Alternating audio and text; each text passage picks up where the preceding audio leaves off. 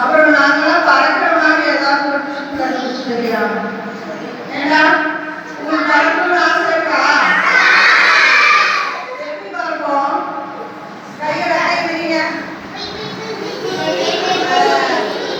ஆனா நம்மளால பறக்க முடியுதா? இல்ல. ஆனா நான் நிஜமாவே